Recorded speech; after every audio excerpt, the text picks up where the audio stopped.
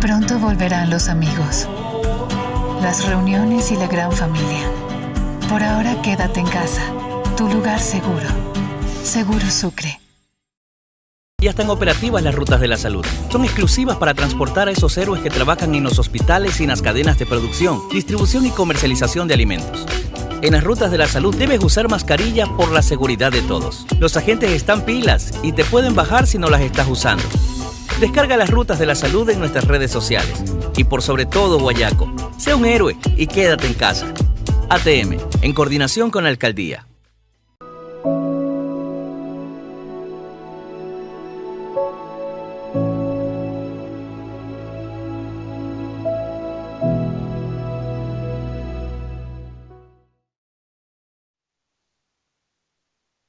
Bienvenidos todos, ¿cómo están? Muy buenos días, yo soy Anderson Boscan, esto es Café La Posta, un espacio para revisar la coyuntura política y la actualidad nacional.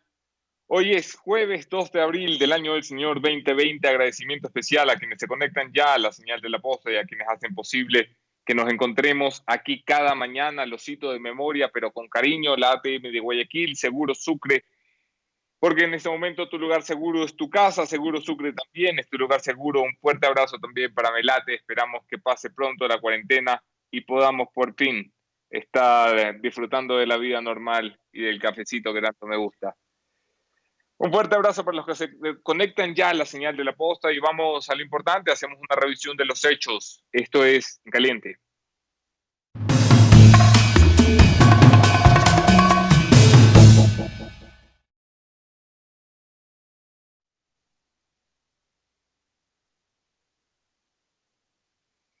En Caliente, algunas cosas. El presidente Lenín Moreno ayer, a través de un comunicado raro, aseguraba que está muy concentrado en hacer un llamado a la unidad, que ha conversado con distintos líderes de fuerzas políticas y que más o menos llevan la fiesta en paz, que coinciden más o menos en lo mismo. Este, que es el enésimo llamado a la unidad que hace Lenín Moreno sin que la pueda aplicar realmente en su gobierno de transición, puede ser una oportunidad para que las fuerzas políticas irreconciliables terminen sentándose en la misma mesa con un solo fin: salvar el mayor número de vidas posible, salvar la economía nacional. Y como vamos a tener que darle un entierro digno a nuestros muertos, algo que el gobierno no ha sido capaz de hacer. Sigue todavía la gran duda sobre las cifras oficiales. El gobierno ha admitido ya un subregistro en las muertes, por eso ha creado una segunda estadística paralela a las muertes confirmadas o de coronavirus confirmadas. Ha creado la muerte sospechosa por coronavirus. Esta sigue siendo insuficiente. Ayer se cifraba en 65 más las 98 confirmadas, que sigue estando lejos de la realidad, que quienes tenemos raíces en Guayaquil vivimos junto a nuestro círculo cercano. Hemos perdido muchas más personas que la estadística oficial. El gobierno, sin embargo, prepara un informe. Esto ha anunciado la ministra María Paula Romo en una reunión con periodistas ayer por la tarde. El gobierno prepara un informe para este viernes, para mañana, en el que supuestamente podrán sacar el promedio diario de muertes de antes de la emergencia, que era de 50, y el promedio actual de muertes durante la emergencia vinculadas a causas respiratorias, insuficiencia respiratoria, paro cardiorrespiratorio o neumonía, que son los tipos de muerte asociados al coronavirus. Sin entrar en detalles todavía, porque es una estadística que seguimos mirando, pero de 50 muertes diarias en Guayaquil hemos pasado, según los registros de la policía, a 150 promedio, con picos de 190, como el domingo anterior. Y según el registro civil del Guayas, en el que se inscribían o se sacaban cerca de 170 actas de defunción al día, hemos pasado durante toda la última semana a más de 300 diarias. En Caliente también la declaración de Jorge Wattet, muy vinculada a esto. Jorge Wattet, presidente de Banecuador, que está encargado de la llamada fuerza de tarea, que es una forma de responder a la incapacidad que ha tenido el gobierno para velar por nuestros muertos. Una fuerza de tarea en la que participa la Policía Nacional, el Ministerio de Salud y principalmente los militares y los camiones entregados por la empresa privada, que sigue aportando a manos llenas, sin darse abasto, allá donde no llega la mano estatal. Jorge Waters decía ayer en cadena nacional que se calcula que 2.500 o 3.500 personas podrían morir en Guayas en las próximas semanas o meses, a causa del coronavirus solamente. Esta es una estadística que no es de él, es una estadística que fue proporcionada por las autoridades de salud internacionales que están acompañando al Ecuador. No me atrevo a decir si fue la OMS o la OPS, más me suena cuando me lo contaron que fue la OPS, y este era el cálculo de lo más conservador, de lo que iba a pasar en esta ciudad que amamos si las cosas se hacían bien, si todo salía de acuerdo al plan, si se minimizaban las posibilidades de impacto. 2.500 vidas nos podía costar. El gobierno todavía no admite las realidades. En la mayoría de conversaciones, las alusiones de los ministros son que están haciendo todo lo posible y que lo están haciendo de la mejor manera posible. Así que no hay nada como hablar desde la calle en Guayaquil. Por eso intentamos este programa dedicárselo a dos testimonios. El primero, una entrevista con Carlos Vera, un buen amigo, un referente del periodismo, un colega muy querido por esta casa y este medio de comunicación, que ha sido una de las voces más críticas con las cifras disonantes con la realidad que maneja el gobierno nacional. La segunda entrevista de esta mañana será con la doctora Julieta Zagnay, una reconocida doctora en tratamiento antidrogas, que fue víctima del coronavirus, una paciente que sobrevivió al coronavirus, pero vaya historia que tiene de cómo se sobrevive en nuestros hospitales en Guayaquil. Las dos caras, desde dentro de los hospitales y desde fuera. Tenemos un programa interesante, quédense en las entrevistas.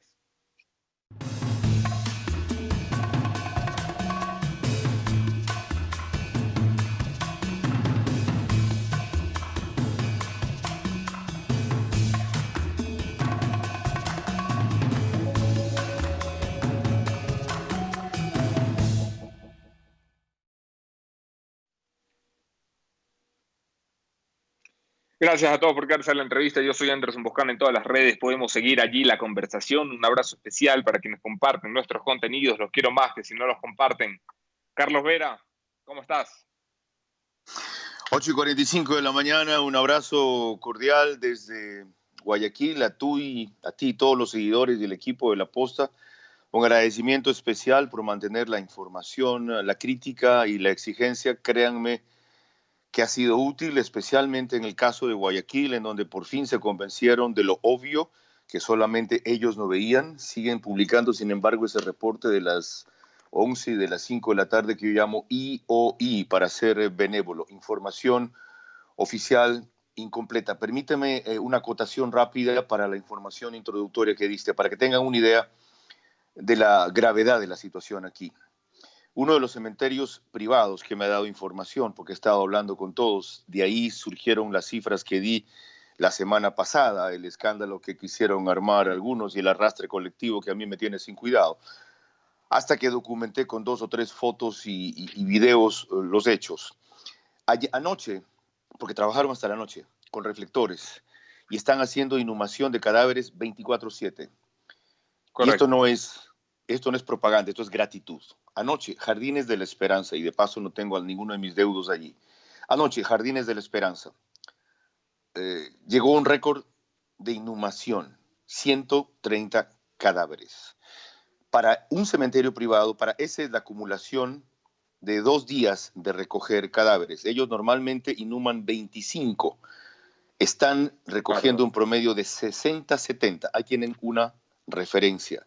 La estimación es que en Guayaquil en este momento hay cerca de 600 cadáveres acumulados. Felizmente, Jorge Waters le ha puesto una eficiencia impresionante a este asunto. El martes lograron enterrar 60. El miércoles ayer entiendo que la cifra superó 150. El problema ya es no solamente de dignidad, sino de sanidad. Y esto tiene que ver con un afán equivocado, estúpido, de ignorar la gravedad de las cosas para no generar pánico. En el momento en que proceden así, en vez de aclarar, por ejemplo, que las cifras, y se los he casi rogado, hasta que me cabrié y les dije, no mientan todos los días, que las cifras son limitadas a la cantidad de pruebas que se pueden hacer, con lo cual la gente entendería que 8.800 contagiados no hay, que 2.000 y pico de recuperados. No hay, que todos son más que 34, 56 o 70 muertos. No hay. Y reaccionaría mejor. Sí, habrá un sector de gente que se desconcierte. Sí, habrá el correísmo con caldo de cultivo para hacer lo que están haciendo. ¿Okay? Había, Carlos, un sector en el gobierno que era partidario de esta idea que defiendes tú y que he tratado de defender yo, que es admitir la realidad, que están sobrepasados, que están desbordados, que no hacen la cantidad de pruebas necesarias y por lo tanto sus estadísticas no se ajustan y no son congruentes con la realidad que vemos los que tenemos raíces en Guayaquil. La mayoría en el momento que están sobrepasados, en el momento que están sobrepasados, la ventaja es que el resto de gente entiende mejor y colabora más. Además, no somos el único país sobrepasado. Los Estados Unidos están sobrepasados. Es cierto que Trump reaccionó 2 semanas tarde y se pasó diciendo que tranquilo, que todo iba bien, y él justificó el otro día diciendo que quería, que genere pánico en su gente. Y aquí también reaccionamos tarde. Al principio dijeron, vamos día a día. ¿Qué? ¿Día a día? ¿No vieron lo que China hizo? ¡Por Dios santo! Bueno, hasta el presidente de El Salvador, que fue el más radical, terminó teniendo contagios por una actitud humanitaria, sí, entre comillas. Abrió su aeropuerto.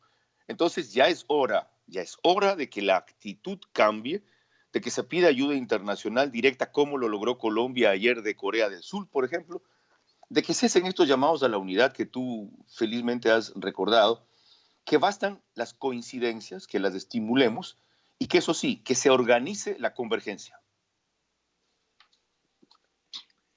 ¿Por qué no hay ayuda internacional todavía? ¿Cuál es la justificación para eso? La hay, pero no en la cantidad suficiente. De China, de Corea del Sur, de Estados Unidos. Lo segundo es que todo el mundo está pidiendo lo mismo a esos países. Y lo tercero es que no tenemos una diplomacia suficientemente eficaz. Pero no es que el gobierno no quiera tener a alguien aquí metido. No es que le tengan miedo, como dicen algunos, a que se levante lo que hay bajo la alfombra. De lo que he visto yo, bajo ningún caso, si alguien tiene esa idea, sería un harakiri absolutamente estúpido y vanidoso, porque sistemas de salud mejores como los nuestros, que sin duda es el español, se vieron rebasados por irresponsabilidad allá. ¿Qué decirte de Italia? Ejemplo, Alemania. La diferencia es la forma en que manejan los casos de contagios y lo otro, la forma en que manejan la comunicación. Sí se necesita comunicación, sí se necesita publicidad, no propaganda. Y no diciendo, el Instituto Ecuatoriano de Seguridad Social cumple con los ecuatorianos. No jodan, no sean tan imbéciles. Sí. Utilicen los vehículos gratuitos de los que dispone el Estado y aquellos que puede pagar el Estado para generar información, actitud colectiva. Vean un spot de la AFA, que es capaz de hacer milagros en la gente.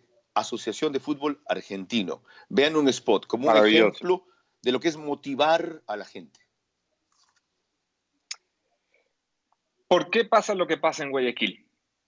¿Cómo es que? Porque yo entiendo el colapso de los sistemas sanitarios. Eso ha pasado en todos los países que enfrentan con gravedad la crisis del coronavirus. El colapso de los sistemas funerarios solo se ha visto aquí.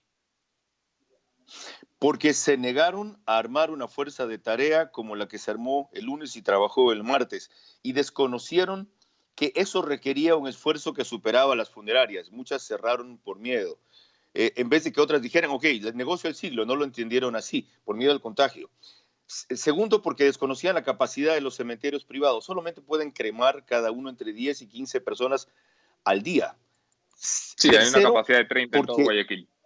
Sí, tercero, porque sobreestimaron o subestimaron, mejor dicho,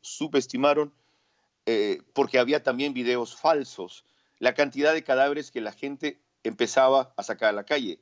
Cuarto, porque no tenían coordinación adecuada en el 911. Ese es el embudo del país. Llame al 911, llame al 911, llame al 911, la gran puta. No hay quien se organice en el 911 y distribuya bien las cosas. Quinto, porque aún en el 911 hay bajas. Hay una cantidad de operadores que han salido de circulación. Y sexto, porque no han coordinado aquí con prefectura, con municipio y con cámaras de la producción este tema. Recién el lunes formó Jaime un comité cívico de emergencia. Se desarrolló el fin de semana un convenio, María Paula Romo, municipio, prefectura, Junta de Beneficencia y Ministerio de Salud, para proceder a inhumación masiva, no a fosas comunes. La prefectura fue e hizo inclusive una primera gran zanja para proceder ahí. Se bloquearon después. Correcto. Que la OMS dice que me van a achacar a mí los muertos. Están pensando en qué va a pasar después. ¿Saben qué? Voy a referir lo que le dije a la directora de un centro de salud de primera cuando me llamó a preguntar eso. Me dijo, Carlos, lo voy a referir. Me dijo, tengo que comprar mascarillas. Me están pidiendo $9 por mascarilla. Esto fue la semana pasada. Y no es aplicable al caso Elías por si acaso. La semana antepasada pagué 5 y la anterior 1.50. ¿Qué hago? Después tengo encima a la Contraloría. Le digo, ¿qué quiere usted? ¿A la Contraloría encima o a los familiares de su hospital encima? Porque todos se le enfermaron. Me dice, a la Contraloría. Ok, dele. ¿Sabe qué? Regatee. Ya, consiga baja. Y si no, ¿tiene recursos? Me dijo, sí, en el presupuesto. Ok, dele. Ahorita la prioridad es salvar vidas. ¿Cómo valoras la actitud que ha tenido el nuevo ministro Juan Carlos Ceballos, que le toca subirse a una tormenta, a dirigir un barco casi náufrago en mitad de la renuncia de Catalina Andremuño, ex ministra de Salud, que pasará a la historia con la gran mentira de las 2 millones de pruebas que lanzó al aire y que aquí no ha pasado nada y que todo el mundo dice que ya olvidemos aquello? Juan Carlos Ceballos está a cargo del ministerio y todavía no hace pública cuál va a ser su política de acción para mitigar la crisis, porque aquí lo que parece es que las autoridades lo que quieren es que entendamos que no se puede hacer nada, que nos conformemos con que se nos está muriendo la gente, que las lloremos en nuestra casa y que qué pena, que la vida sigue. Es que la vida no sigue, estamos perdiendo gente. Muy cuadrado. Este señor es cardiólogo primero, no es epidemiólogo, segundo es académico, tercero es técnico y cuarto vive en Quito. Entonces su desconexión con la realidad de Guayaquil es grande. Sus exigencias son inviables y muchas de ellas perjudiciales y otras hasta mortales en esta emergencia. No está delegando suficientes atribuciones a quien al principio nombraron viceministro aquí, Ernesto Carrasco, que por ejemplo planteó, ¿cómo? ¿Eduardo o Ernesto? Dije.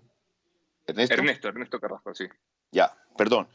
Dijo, traigan, esto hace una semana, a los médicos rurales de acá, porque tenemos cerca de 30-40% de bajas en los médicos del sistema de salud. Ministerio de Salud dijo, primero tenemos que ver un informe de jurídico para no sé qué, no sé cuánto. Por Dios. Sí. Siguiente cosa. Francia ha sacado un decreto. Estados Unidos ha logrado una autorización de la FDA en Trump. El Ministerio de Salud de Israel lo está usando. Para no seguir con los ejemplos, Jaime Nebot ya dijo que ha importado esa combinación de medicinas, hidroxicloroquina con acitromicina en casos restringidos, previa evaluación médica, con un médico que lo garantice para receta, para quienes llegan a un estado crítico en problemas respiratorios, administrarles en las dosis que recomiendan esa medicina, porque ha funcionado. Ya hay 150 casos en donde los resultados han sido favorables. No, dale a la misma vaina. Bueno, pues como hace 2 semanas Internet transmitió eso, dijeron la semana pasada que un anuncio mío, un pedido mío hizo agotar en las boticas de esa medicina. No jodan. Hace 2 semanas se enteró aquí la gente por Internet y agotó de paso Plaquinol, por ejemplo, que es la hidroxicloroquina. Bueno, como hace 2 semanas Internet transmitió eso y algunos médicos privados ya lo están recetando en Guayaquil y funciona. Gente que no está en el sistema de salud público lo hace. ¿Por qué ellos, con las restricciones del caso, no dan la apertura a esos temas? Por ejemplo, bueno, el señor ministro tiene un protocolo de uso, solamente para que no se vaya esta idea, tiene un protocolo de uso de estos medicamentos que, sin ser concluyentes, son el tratamiento que se está extendiendo como el de común uso en el mundo médico internacional. El ministro de Salud lo tiene en su correo hace 2 semanas, desde que asumió el cargo, ya no sé cuántos días, 10 días, y todavía no lo aprueba, porque quiere un examen concluyente, con más de 1 millón de pruebas que nos afirmen. Estamos en mitad de una emergencia. ¿En serio? De verdad no sé qué espera el señor. Eso? Él espera 1 millón de pruebas. Esto te lo estoy diciendo porque lo he confirmado ayer. Mira, como tú dijiste al inicio, la proyección que le han dado expertos médicos, como dijiste también en verdad, internacionales, a Jorge Guattiri, que menos mal reveló este chico, yo le digo así, porque lo conocí cuando trabajaba en TC y tú no nacías todavía, hacía un programa que se llamaba Super Pelados. Él tenía 14 años, era un gordito bajito. Bueno, este chico, es que tendremos en el próximo mes 2.500 a 3.000 muertos en Guayaquil. No es momento, así como no es de la irresponsabilidad, porque esa combinación tiene side effects, efectos colaterales, como generar arritmia, taquicardia, y en 1 o 2 casos produjo infartos, ¿cierto? Sí. Tampoco es que dale, ataca tema. no es posible que siga esta restricción con ese tipo de cuestiones. Entonces, yo sugerí que adopte un consejo médico asesor local que le pueda dar una visión distinta. Mencioné los 4 médicos que recomendaba. Resulta que María Paula Romo me dijo que ya ayer estás trabajando con otros.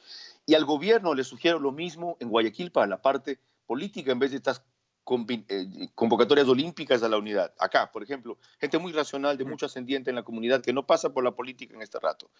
Gustavo Noboa Bejarano, León Roldós, Pancho Huerta, para solo citar 3 nombres. Señores, reúnanse 30 minutos con ellos todos los días, que sienten Guayaquil, que pueden influir en la comunidad y ayudar, sí, y conviértanlos en elementos catalizadores de las decisiones.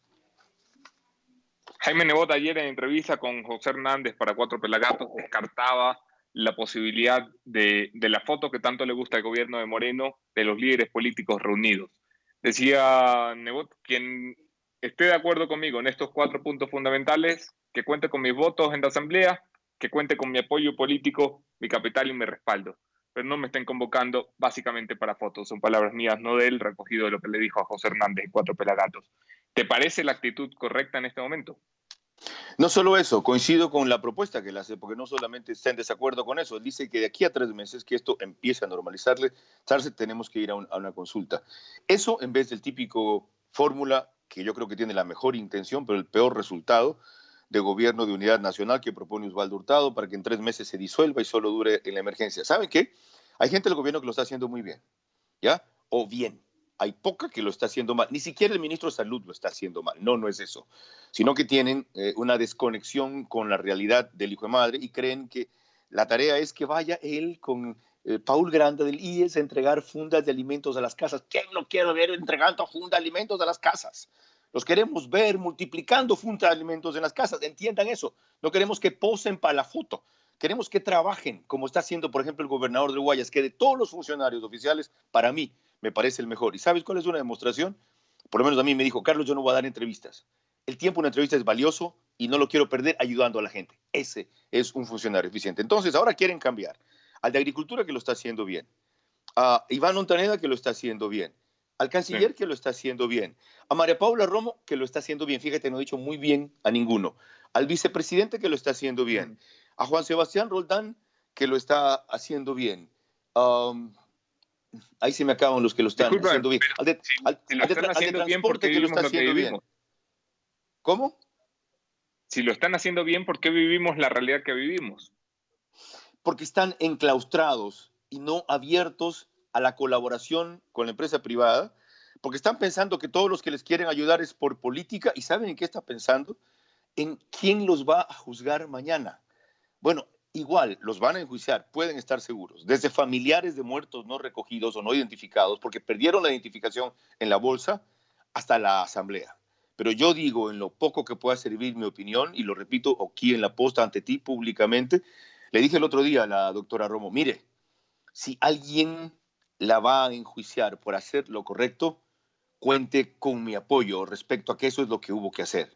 Entonces, no pueden estar inmovilizados, hermano, y después qué va a suceder y qué van a decir, y viene la asamblea y me cae un juicio, o hacen lo que tienen que hacer, o en ese caso sí digan, ¿saben qué? No doy, hagan lo que hizo el ministro de Trabajo, tengo que preocuparme de mí y de mi familia, me dio coronavirus, en estas condiciones no puedo seguir. Gracias. Cintia Viteri le toca enfrentar la emergencia en el epicentro de la pandemia y del dolor del país, sufriendo ella misma la enfermedad, recluida en su casa y dirigiendo el municipio a teledistancia. ¿Qué más puede hacer Cintia? Con enorme eficacia, con enorme eficacia e insuficientes resultados. Ya, entre otras cosas, desde ayer comenzaron a repartir kits alimenticios. La cifra no la tengo clara. Pero demoraron en eso. Demoraron. Mira. Y esa es una de mis críticas al municipio de Guayaquil, que la semana anterior estaban más preocupados de prender el ventilador contra el gobierno que de resolver los problemas de la gente. Por fin entendieron que primero la gente, después la pelea. Estoy de acuerdo contigo. Pero ya que la mencionas, porque a ella la arrastraron por lo del aeropuerto, y yo la defendí y expliqué por qué la defendí, y dije que si el vuelo, que si tenían que sacar las camionetas de ahí, el ministro de Transporte no tenía que decir, bueno, señora alcaldesa, es su responsabilidad, lamentamos lo que usted ha hecho. Lamentamos, si fue equivocado, tenían que entrar con las Fuerzas Armadas, con la policía, la Dirección de Aviación Civil. Se me van en este rato, ¿ya? Porque aquí aterriza el avión de Iberia. Eso no hicieron. Eso demuestra que están procediendo con cálculo político. Ahora, vuelvo a lo de Cynthia Viteri. Están prohibiendo aviones con ecuatorianos que aterricen, ¿no? Están, repito, prohibiendo a aviones con ecuatorianos que aterricen, ¿no? Ahora sí, ¿no? Aviones con ecuatorianos que aterricen, tercera vez. La razón es que se están yendo de los hoteles, están incumpliendo muchos de ellos, la minoría, pero muchos de ellos, la cuarentena y distrayendo a la policía. Y un par enjuiciando a la ministra de Gobierno por privación de la libertad. Ahora sí entienden que había que impedir que un vuelo de Iberia con 11 tripulantes que iban a pernoctar aquí sin las debidas precauciones, viniendo de la ciudad más contaminada de España, no estuviera en la ciudad más contaminada del Ecuador. Entonces, que avance la fiscalía, que la llamen, que comience la investigación, que se dé el juicio. Yo quiero ver las cosas que se van a decir ahí como las que estamos diciendo tú y yo aquí. Guillermo Lasso, Fidel Egas, Roque Sevilla, los nombro ahorita como empresarios, no como actores políticos, aunque cada uno de ellos tiene actuación en la política dentro de sus círculos. Estos como los ejemplos más visibles de lo que el sector privado está logrando hacer. Okay, de Guillermo paso porque yo soy partidario de Jaime Nebot. ¿Debe seguir caminando por su lado o crees que es necesaria una articulación con el Estado y el gobierno? Okay, de Guillermo paso porque yo soy partidario de Jaime Nebot y cualquier cosa que diga, que por supuesto va a ser crítica, va a ser malinterpretada. Allá quienes quieran evaluar su posición pública. De Fidel Egas es formidable la reacción que ha tenido frente a reclamos y críticas de que el banco no hacía suficiente. 10 millones de dólares y para entregar directamente, supervisado por las universidades, insumos que se necesitan a quienes más tienen en pie al Ecuador, excelente. Lo de Roque Sevilla con ese fondo fiduciario o algo así que ha armado de 20 millones de dólares en la capital, excelente. Lo que está haciendo el Banco auditado de Alimentos por la PwC. Lo que está haciendo el Banco de Alimentos aquí con Iván Granda. De paso, otro que lo está haciendo bien, el del MIES, para entregar junto a la Curia, TIA, Coral, Supermaxi, mi comisariato y otra organización de acá, víveres y tener desde hoy disponibles paquetes para que la gente no se demore en el supermercado, sino que compre distintos tipos de opciones, formidable. Pero otra vez, estamos descoyuntados. Hay una cantidad de gente que hace telemedicina. La UES, por ejemplo, Fernando Valda, por ejemplo. ¿Quién los agrupa para no duplicarse y cruzarse? El COE se ve limitado a ciertos temas que ya están andando y los otros están descuidados. Eso es lo que hay que mejorar. Carlos, una de las grandes preocupaciones del gobierno es qué va a pasar en Guayaquil al final de esta semana, cuando ya ha pasado la quincena, que muchos no han recibido, sobre todo los que tienen que buscarse sus propios ingresos, que son la gran mayoría de los guayaquileños, con un toque de queda que se extiende hasta el 5 de abril y probablemente se vuelva a extender en Guayaquil, si el COE así lo decide, que es una de las cuestiones en análisis. ¿Qué va a pasar cuando no haya plata en el bolsillo, no haya comida en la refri? ¿Cómo van a mantener? Si no han podido mantenerlo desde el principio el orden público en Guayaquil, ¿cómo lo van a mantener ahora? Que es cuando más se necesita. Vamos a resurgir, y no por poesía o por convicción, sino por la constatación histórica del espíritu de esta ciudad que una vez se perdió 80% casi en un incendio a principios del siglo pasado. 80% casi en un incendio y se levantó cuando no habían los recursos, la tecnología, la inversión, los medios, la población que hay ahora. Pero la idea es cómo resurgir. Primero, no diciendo medidas drásticas y no tomándolas. Ya pasó ayer miércoles lo que estamos comentando ahorita y se va a hacer, creo que desde mañana. Es decir, han decidido una cuarentena total por lo menos de viernes a lunes. Eso no se anuncia, lo pidió el gobernador, no se pide. Él es parte del gobierno, parece un elemento externo que dice yo pido al COE que haga tal cosa. El COE lo tiene que hacer. Como lo anunciaron, ya fue la gente a los supermercados, comenzaron a acapar víveres otra vez, a sobreabastecerse sin necesidad. ¿Por qué? Porque creen que eso puede ir 2 semanas. Miren, si cierran Guayaquil 2 semanas, aquí sí va a haber un estallido social. Es demasiado, porque no han logrado todavía, y lo reconoció Iván Granda, llevar a todos los sectores populares que viven del día a día ese kit de alimentos para 4 o 5 días. No han logrado. No le pueden pedir a la gente que no salga a procurarse algo, aunque hay muy poca gente que compre o que esté en la vereda. No le pueden impedir. De hecho, la policía no ha podido todavía en ciertos sectores donde sigue la desobediencia, en algunos casos por idiosincrasia. Hay gente que no cree que se va a morir, hay gente que le da lo mismo morirse, aunque suene así de grave, sí, lo da lo mismo morirse, porque creen o dicen me estoy muriendo en vida. Y hay otra que simplemente me dijo a mí, un tipo vendedor de limones, en una de las esquinas que tú conoces aquí, mire, don Carlos, digo, ¿por qué diablos sales? ¿Quién te va a comprar limones? Yo, no, para comenzar, no cojo tus limones porque no sé por qué manos ha pasado. Me dice, si yo no llevo hoy día $3 a mi mamá, no tengo para comer. Claro, es que la lección que le están poniendo a los guayaquileños, a la gran mayoría, al Guayaquil, que no está en las portadas de los periódicos, la gran decisión que les están poniendo es o te mueres de coronavirus o te mueres de hambre. ¿Y sabes a qué le apuesto yo? A lo que tú y yo hacemos bien, a lo que ustedes en la posta multiplican, a lo que debería ser, y no porque seas tú, yo se los he dicho otras veces, una iniciativa ejemplar que nada más tiene que replicar el gobierno. Hagan una posta oficial, ¿ok? Hagan la posta oficial. Sugerí que estas insulsas cadenas insoportables de las 11 de la mañana sean en los canales que pueden colaborar, a mi juicio, bueno, hasta ellos están restringidos, Teleamazonas, Ecoavisa, TC, ahora incluyo a RTS, 2 horas en la mañana y 2 horas en la tarde con información, orientación. Lo que el cuerpo de bomberos está haciendo 24/7 solo mentalmente o para ayuda mental con psicólogos a la población que llame. Ese elemento falta masivamente por parte del gobierno. ¿Para qué diablos tiene la ley? Sé todo lo que está haciendo desde la cama arroba. ¿Cómo se llama? Gustavo Gabriel Arroba, no es Gustavo. Comunicación. ¿Cómo?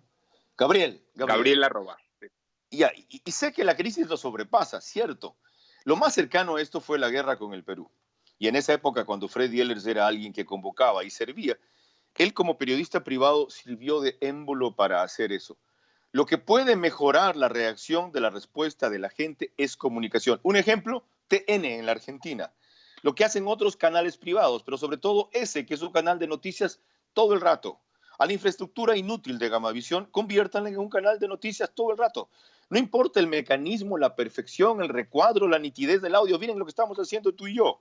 Yo transmitiendo desde el cuarto de mis hijas. Esta es la litera de ellas. Es lo único decente que tengo presentable aquí atrás. ¿Qué carajo importa? ¿Alguien se está fijando cuál es el fondo que está allí? ¿Ese es un ático? No, esta es la litera de mis hijas. Lo importante es el contenido que podemos generar. Eso tiene un efecto multiplicador.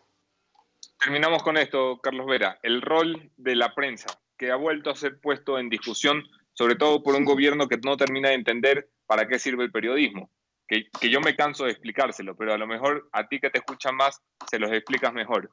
¿Cuál es el rol que esperas de los medios privados? Muchos de ellos, como Ecoavisa, con problemas para mantener todos sus noticieros, pero con gran iniciativa para mejorar la transmisión de la 1 p.m. con Tania, con entrevistas en vivo, con un gran esfuerzo.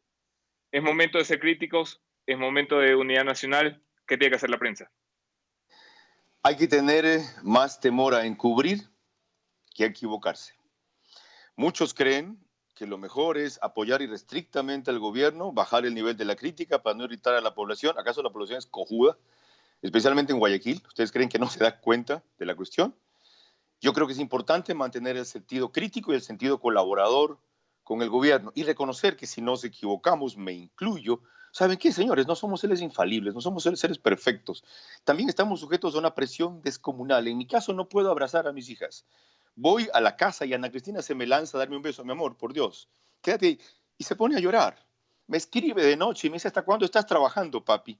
¿Ya? Necesito que me atiendas por lo menos en FaceTime, porque el trabajo es más importante para ti. Le digo, mi amor, porque si en este rato no trabajo, no puedo llevarte la comida que te estoy llevando allá. Y no puedo irme contigo a Disney en noviembre, Dios mediante, ni tampoco hacerte en el jardín lo que tú quieres, un jacuzzi, porque yo no puedo hacer una piscina. Por eso tengo que trabajar. Entonces, los periodistas también somos seres humanos. Hemos tenido una cantidad de bajas, nos equivocamos todos los días, pero el periodismo libre e independiente es el que más está contribuyendo a que se hagan mejor las cosas. Y si dentro de eso una colega la embarra un día, otro colega se propasa el otro día, no lo sepulten, pues. ¿Ok? ¿A ustedes les parece que la carrera de una persona, porque un día se equivocó, se tiene que enterrar, Sí. No aunque se juzgan después 22 disculpó? años por 5 minutos de declaraciones. ¿Cómo? No se juzgan 22 años de carrera por 20 minutos de declaraciones. Eso es, eso es. Lo cual no significa que nos solapen los errores. Si tú vieras las que a mí me dicen por las cosas que yo digo a la vez, te entierras, pues, hermano. No, por Dios, yo estoy acostumbrado a esa vaina. En 1975, cuando tú no nacías y no había redes sociales, ¿sabes cómo eran las amenazas? Llegaban titulares pegaditos de periódico en un sobre en blanco que decía, te vamos a matar, hijo de tal y cual. Y yo bajaba en un Volkswagen viejo de Canal 8 allí y había un carro que me seguía atrás haciendo luces. Esto ha sido siempre. Nosotros estamos formados para resistir y luchar y para que la crítica no nos aplaste, sino que nos mejore. O sea, a mí ya mis primeras amenazas me llegaron por Twitter. Felicitaciones, ese es tu PhD en periodismo. Carlos Vera, gracias por acompañarnos, hermano. Te envío un fuerte abrazo, cuida mucho a tu familia, cuídate tú también y sigue siendo el periodista que eres. Fuerza y fe, por Dios, fuerza y fe. Gracias al de arriba que nos tiene a muchos como tú y yo, vivos, sanos, productivos, activos. Tenemos la obligación, porque estamos mejor, hacer que esto para otros no se ponga peor. Escuchamos ustedes a Carlos Vera, un colega muy querido, muy amigo de esta casa, declaraciones, análisis sobre lo que pasa en la ciudad de Guayaquil. Vamos a conectar inmediatamente con el otro testimonio de esta mañana. Ella es la doctora Julieta Sagnay, que ha sido una paciente que ha sobrevivido a la etapa dura del coronavirus, a la internación en el hospital, a tener que probar un tratamiento sobre el cual hay más dudas que certezas. A la final la ha ganado la batalla y sobre todo su testimonio vale para saber cómo está por dentro del sistema de salud. Porque les cuento algo, a la doctora Sagnay, hoy recuperada gracias a Dios y a los médicos que la atendieron, le tocó dormir en el hospital con gente muerta. Y esto lo pongo no como un titular amarillista, lo pongo porque yo sigo jodiendo la vida con que no pueden seguir escondiendo la magnitud de la crisis que enfrentamos. No sé si tenemos ya a la doctora Sagnay en pantalla. Hola Julieta, ¿cómo estás? Aquí recuperándome. Julieta, Creo que cuéntanos un poquito de tu historia. ¿Cómo arranca la enfermedad contigo y cómo terminas en el hospital? Bien, al igual que creo que nos pasó a todos los ecuatorianos, con el mensaje de que es una simple gripe o que solo el 2% muere, como decía la OMS, yo también minimicé la enfermedad. No pensé que estaba en el grupo de los vulnerables. Tuve cuidados con mascarilla usando, pero pienso que el cerco epidemiológico nunca tuvo control, porque yo atendí a un paciente que vino de China, que vino por Estados Unidos. Él me dijo, bueno, no estoy sintomático, pero me imagino que las gotas las dejaban en la superficie, las toqué. Los pacientes que vivían en Babahoyo, cerca de la primera señora, también los atendí. Entonces, de alguna manera se minimizó también las medidas preventivas. Me decían a mí alarmista porque yo les limpiaba las manos con alcohol, pero tuve cuidado. Pero se minimizó el riesgo de esta enfermedad. Empecé a presentar Se minimiza, fiebre. pero no se evita. ¿Perdón? Se minimiza, pero es imposible evitarla. Exacto. Y con el discurso que les dieron a los ecuatorianos se disminuyó la percepción del peligro, del riesgo, de decirte que es una simple gripe. Yo también lo pensé así, caí en este juego mental con esa información.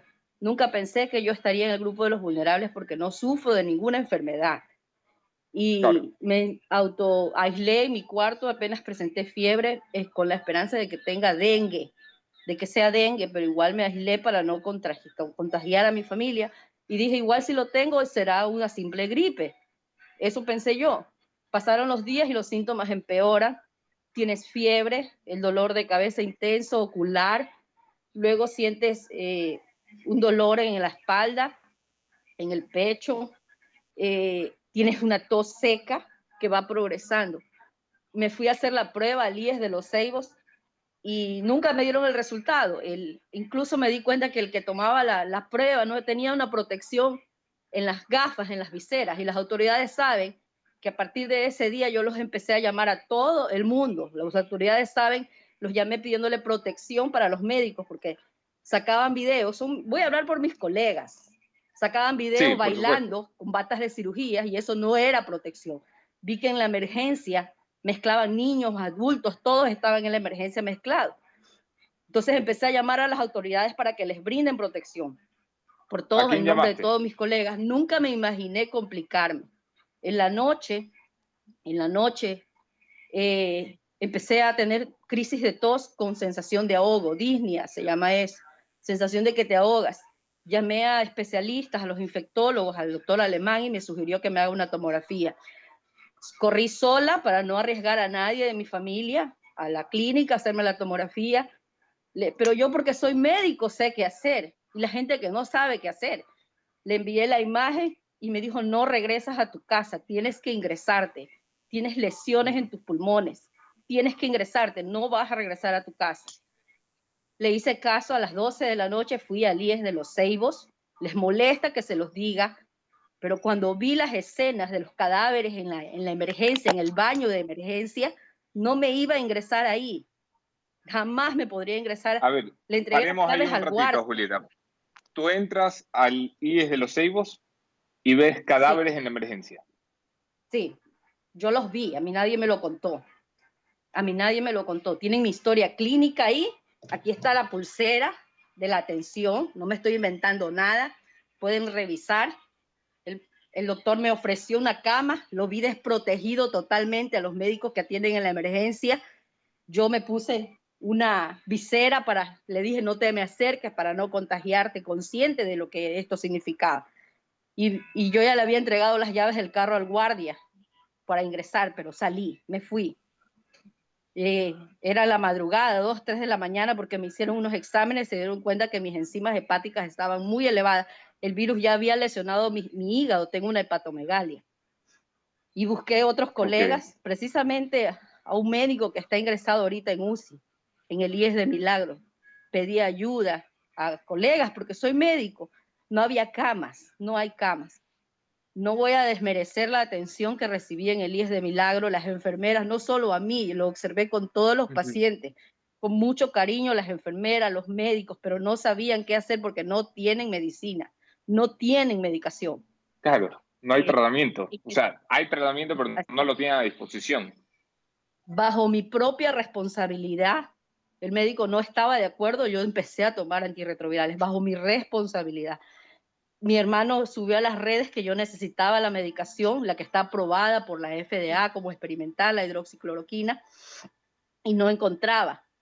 El viceministro cometió el grave error de mencionar esta medicina en televisión para usarlo para profilaxis y hizo que las farmacias no se desabastecieran. No hay la medicación en ningún lado, en ningún hospital está la medicación, ¿ya?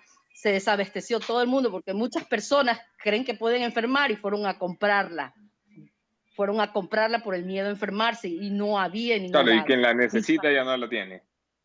Así es, gracias a que este señor hasta la mencionó como profilaxis. Y la medicina me la encontraron mis pacientes en una farmacia pequeña de Quevedo, solo 10 pastillas.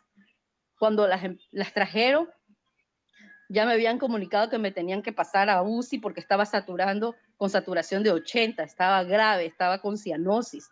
Ya las crisis que te dan de tos te quitan el aliento, no puedes respirar para nada, sientes miedo de morirte, pero aún así yo no veía la gravedad hasta que me dijeron que me iban a pasar a UCI y que iba a terminar en una intubación.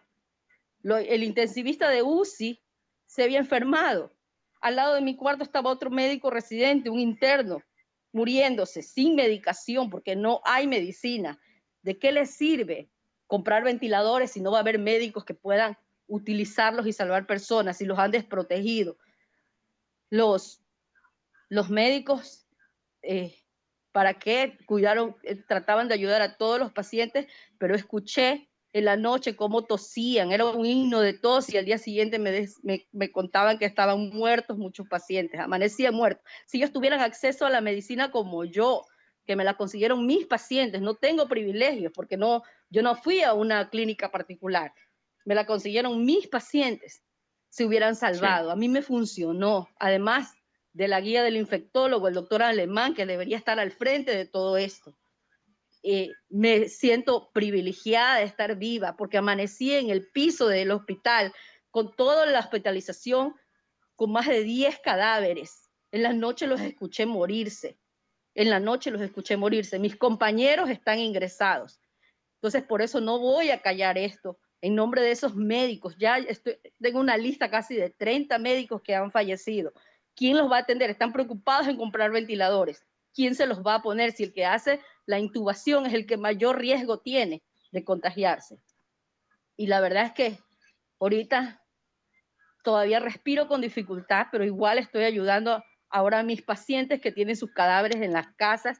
Esto no va a terminar porque los políticos no tienen criterio médico, no tienen ningún criterio médico, ellos no pueden opinar. Y un médico que no ha atendido pacientes no va a tener esta experiencia. Creo que soy una sobreviviente, pero creo que las autoridades ya deben reconocer su error, invertir en medicación. Hay riesgo. La medicina solo se debe usar en el hospital porque necesitas hacerte un electrocardiograma, te puede causar arritmias. Claro. Si la gente se automedica. Necesitan los médicos tener estas herramientas en los hospitales y protegerlos y motivarlos, no amenazarlos como lo están haciendo. Todos mis compañeros están siendo amenazados en los hospitales, obligando ya a otros especialistas a trabajar. Hay un 20% de ausentismo, según el gobierno nacional, en la seguridad pública, en la red pública de salud, incluso en la Junta de Beneficencia. Los están amenazando para que vuelvan a trabajar. Sí, creo que todos iríamos. Yo que soy psiquiatra iría si me garantizan protección, total protección. Yo ayudaría con mucho gusto, pero yo no sabría hacer un procedimiento, por ejemplo. Solamente máximo la clínica. Todos iríamos. La cuestión es que están desmotivados, están con miedo. Muchos de ellos están enfermos, están contagiados. Entonces yo creo que todos los médicos iríamos porque en este momento ellos son los que están al frente en la batalla. Pero también la falta de medicina. ¿Qué hace sin medicación? ¿Qué hace? Y la medicina no es ni siquiera tan cara. Hay farmacéuticas que se están aprovechando de esto y están elevando los precios de la medicación, se están aprovechando. Y yo creo que deben dar los políticos un paso atrás y poner a los médicos que ya han tenido experiencias con pacientes recuperados. He visto que han salido algunos pacientes. ¿Qué tratamiento? ¿Qué esquema se usó? Todo está en fase preliminar de esta enfermedad. Nada está dicho, pero hay que salvar vidas. Hay que salvar vidas. Guayaquil se va a contaminar por tantos cadáveres. Hay personas con síntomas leves. Mi esposo está contagiado y él no ha presentado síntomas mayores de complicación. Yo me compliqué. Hay un estudio que los del grupo A sanguíneo nos complicamos más. Nada está dicho en esta enfermedad. Nada es definitivo. Pero tenemos que tomar el riesgo beneficio sobre el riesgo. Los efectos secundarios sí hay, pero yo llamo la atención al ministro de Salud, que no se deje engañar, no se deje mentir por los gerentes diciendo que no hay médicos enfermos.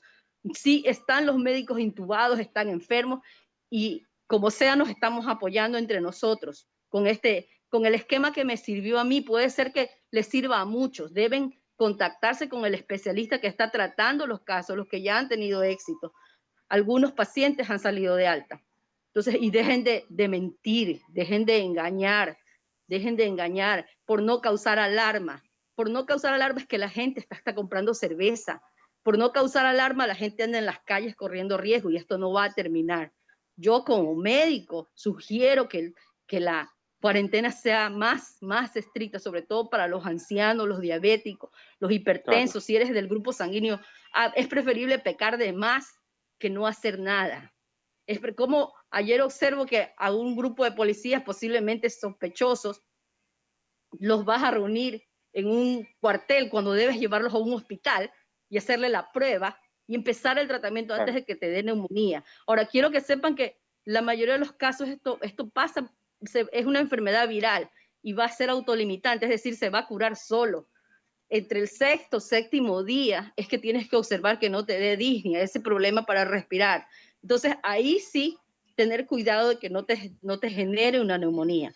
Y lo otro, las personas pueden morir y el diagnóstico va a ser insuficiencia respiratoria porque nadie tiene una prueba. Yo hasta la vez recibí mi Eso prueba. Es bárbaro. La Todavía no te dan imagen la prueba. en la tomografía es típica, el daño en la base del pulmón. Por la clínica y por los exámenes de laboratorio Y puedes todavía no te diagnosticar. dan la prueba, Julieta. Nunca. Ahí es Seibos, me la hice. Nunca me entregaron el resultado. Yo estoy guardando cuarentena todavía porque esta enfermedad dicen que hasta 3 semanas más sigues contagiando. Entonces, no quiero que mi familia se complique. Nunca recibí Julieta, el resultado de la prueba que me hice. te agradezco muchísimo que compartas tu testimonio con nosotros. Eres una profesional muy, muy querida y valorada para todos los guayaquileños. Sabemos el trabajo en recuperación de adicciones a las drogas que has hecho y todo el trabajo social y médico y profesional por el que la ciudad te está agradecido. Me alegro muchísimo que hayas recuperado tu salud. Te envío un fuerte abrazo y te envío otro abrazo por la valentía de venir acá a contar las cosas que has visto. Gracias, agradezco a mis pacientes por conseguirme la medicación y a Dios y a todos los médicos.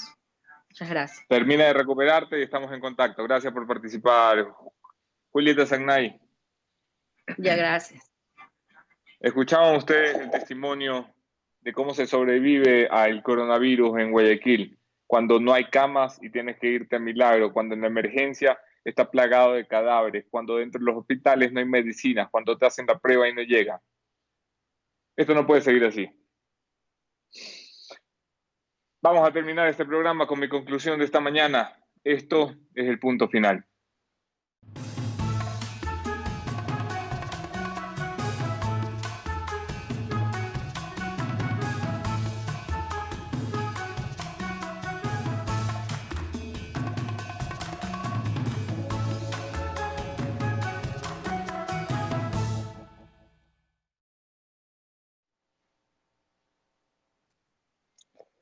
Yo empiezo siempre recordando que nadie está preparado para una emergencia de esta magnitud, y lo reconozco. Y creo que se están sacando la madre para que salgamos de esta en el gobierno. Sí, pero no es suficiente.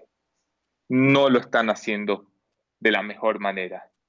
Porque parece que las declaraciones del ministro de Salud cuando dice que el 60% de la población se contagiará, porque parece que el ministro de Salud cuando dice en verbo futuro que llegarán las pruebas a un mes de que arrancara la emergencia en este país, porque parece que el ministro de Salud cuando dice que se han hecho 9.000 pruebas, cuando se nos prometió hace una semana que llegarían 200.000, que eran 10 veces menos que las 2 millones de pruebas que prometió el gobierno, que estaban para el lunes anterior, fueran suficientes. Porque la gente se sigue haciendo la prueba y le llegan los resultados después de que pasa la enfermedad. Porque este gobierno ya nos está haciendo entender que no puede manejar una crisis para salvar la vida de los ecuatorianos. Y yo creo que el reclamo ciudadano está cambiando. Y ya no es solamente que salven la vida de los ecuatorianos, sino que permitan que aquellos que se mueren, porque no hay un sistema de salud que los proteja, tengan un entierro digno. Creo que los ecuatorianos merecen la verdad. Y lo que vemos en las calles y los que tenemos una raíz en Guayaquil, y los que tenemos amigos muriendo y padres amigos muriendo y abuelos de amigos muriendo y familias completas muriendo, merecemos saber cuál es la estadística, no porque sean un número, sino porque merecen respeto y dignidad. Pero también que no hay otra forma de enfrentar la crisis si no sabemos a qué magnitud de crisis nos enfrentamos. Nadie cree en la estadística oficial, señores de gobierno. Y la estadística oficial está subregistrada porque ustedes siguen prometiendo para el futuro que llegarán pruebas que no llegan. A esta altura, un mes después, hablar de algo que va a pasar es no entender que todos los días estamos perdiendo gente. Levanten a nuestros muertos, traigan pruebas suficientes, pidan ayuda internacional, dejen de buscar una foto de la unidad política y empiecen a converger los distintos actores en puntos mínimos y aplíquenlos. Para eso no necesitan reunirse en ninguna foto. Entiendan que lo que estamos hablando aquí es que estamos perdiendo gente. Cuando todo esto pase, evidentemente, la historia los va a juzgar. Aquí nos veremos mañana. Otro tema, otro entrevistado, mismo entrevistado. Me acompañará Jorge Water. hablamos de la crisis de las muertes en Guayaquil.